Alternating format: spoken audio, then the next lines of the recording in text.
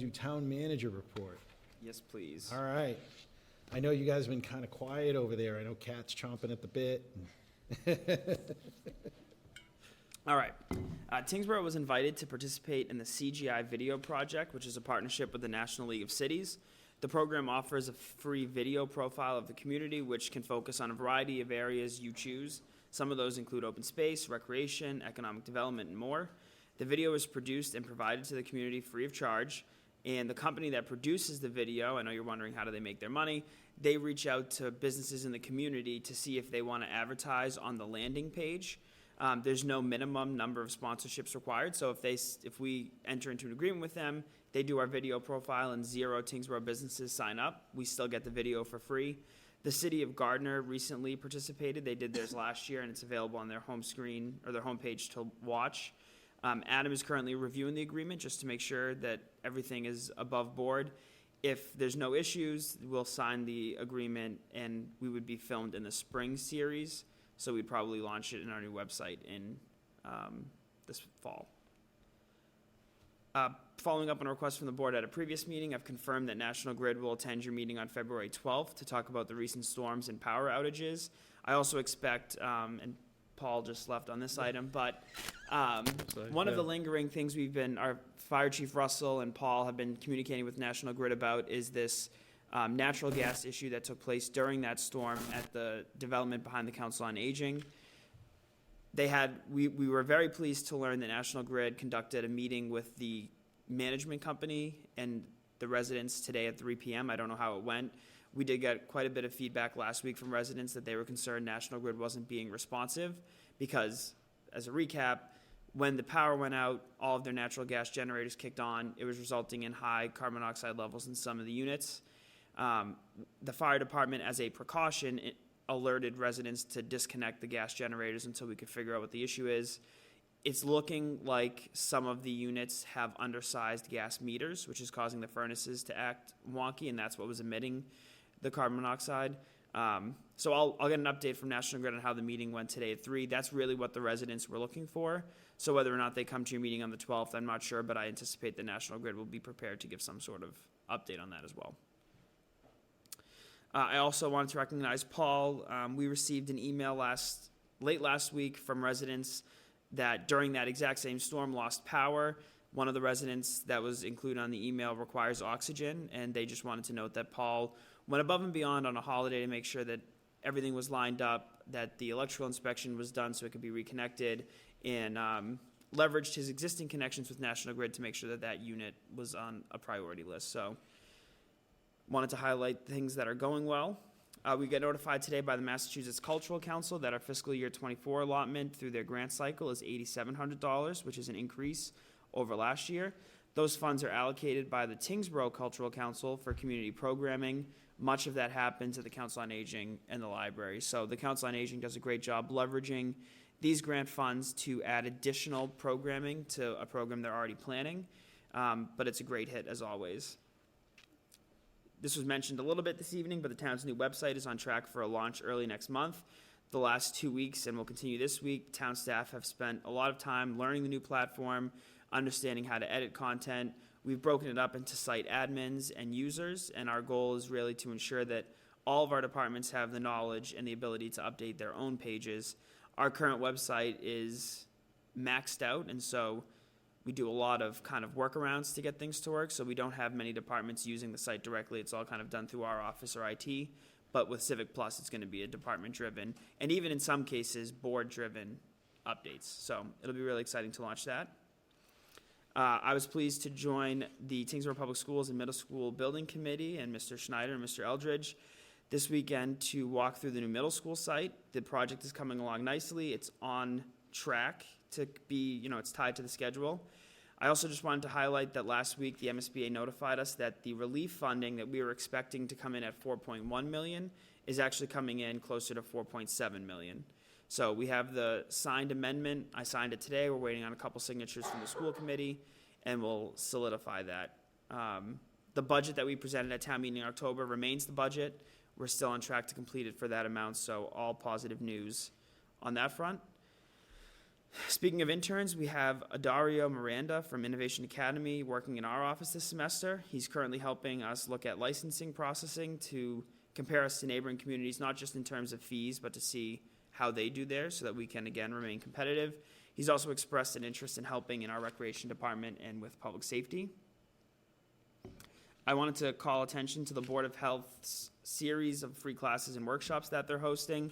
This is being put on in partnership with the Northeast Public Health Alliance, which is the regional health coalition Tyngsborough is the lead community on. They have a variety of seminars. All of them are free to residents of Middlesex County. They include youth mental health, blood pressure, dementia, cholesterol, and workshops around decluttering. So we just posted all of those on our website. You do need to register for most of them. There's a mix of some in-person. Some of the in-person ones are here in Tyngsborough, some are in Tewksbury, and quite a few are offered virtually. And then finally, I just wanted to note that at the Massachusetts Municipal Association meeting on January 19th, Governor Healey announced the Municipal Empowerment Act, which is aimed to address efficiency and revenue challenges for municipalities. I've included a full copy of the summary in your correspondence, but I wanted to highlight a few. You'll note, if you were following this, one of the items that she mentioned at the conference was amending the liquor laws so that municipalities could determine how many is right for them. Right now, as this board is well aware, anytime we want an additional liquor license, we have to file a lengthy home rule petition. This was included in her proposal on Saturday, and on Monday her office walked it back and said that they were no longer filing that, but if the legislature was interested, her office would support it. So that's something that we'll mention to our delegation when they come in at the tri-board meeting, because I think that that's really the flexibility municipalities need. Anyway, what is still included is extending some of the making permanent some of the COVID-era changes to the open meeting law, which will permit us to continue to have either fully remote or hybrid meetings, amending the procurement laws, which is a huge win for municipalities, so that the 30B threshold would raise to $100,000. It also, this will mean nothing to any of you, but me and Kat are rejoicing, will eliminate the use of combis, which is the most archaic system. I still today don't know how to use it. I use it every time I post on it, but I couldn't tell you why. They're authorizing a process for allowing exemptions from post-retirement limitations to address workforce challenges. This was big in public safety when they were having a hard time hiring folks during the pandemic. It is going to eliminate the need for us to print hard copies of the annual town report. As was mentioned earlier, we've already been reducing, and with our new format, which has a lot of graphics, Jackie and I have already talked about what really is the appropriate amount for us to have in person. It's going to extend the COVID-era outdoor dining provisions. It will authorize town administrator contracts to be set for a duration of 5 years as opposed to 3. It's going to increase flexibility for municipalities to share the chief financial officer position and to establish regional board of assessors, increase the allowable term for a bond on a school project from 30 years to 40 years. Given that our debt exclusion vote happened before this, I mean, this isn't even law yet, she hasn't filed it, it likely won't apply to us for this current project, but it is still a good flexibility for municipalities. One unique area, which won't impact this town meeting likely, but if it is passed will impact our next one, is that it's going to allow municipalities to directly expend the PEG funds without having to have a town meeting warrant article. It will establish a local option motor vehicle excise surcharge of 5%, and it establishes and increases several different local tax options for different categories of local receipts. Yeah, The there's last, a lot of stuff there. Yes.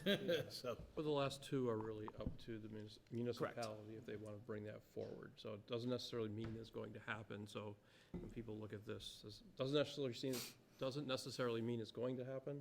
It's just there's the option to do it. Correct. yeah, and as you stated, this is not in effect. Correct. So this is what is being proposed and may come into effect, and we'll address some of these. Yeah, even like I saw some folks perhaps assuming that it eliminates the requirement to print a physical copy of the annual town report, assuming that, one, it mandates that you won't print one, but, which is not true, and it doesn't mean that we won't print them. Right. You know, it just means that you're kind of right-sizing. We're kind of going down that road anyway to sit there and say, gee, we end up with hundreds of these annual reports that sit in boxes, and you say, wow, that's a waste. Any other questions on Collins? I figure we might as well break it up on any of his updates, and then we'll get to Kat's. And just a late breaking, I did confirm Jushi is going to be at the select board's meeting on February 12th. As well. So we'll have National Grid and Yes. Jushi. Okay. Any other questions relative to his updates? Nope. All right. Assistant Town Manager's report. Take it away, Kat. Thank you. I only have 3 for you, so be quick. Invitation for bids were due for the highway line painting project on January 17th. The town awarded the work to Atlantic Pavement Markings, Inc. out of Rhode Island, who will be coordinating with the highway department to start line painting on several roads in town beginning sometime this spring. Second, we have released a request for proposals for economic development brochures through an economic development earmark from the state. The town is looking to have designed and printed 500 brochures to share with new and interested businesses. I do have examples from the town of Drake, if anyone's interested from the public, or if the board wants to look at what we're using, sort of model what we're looking for. Staff have formed an internal task force to determine how to best spend the opioid settlement payments the town will be receiving over the next several years. The group has met only once, but it consists of representatives from the police, fire, health, library, and veteran services departments.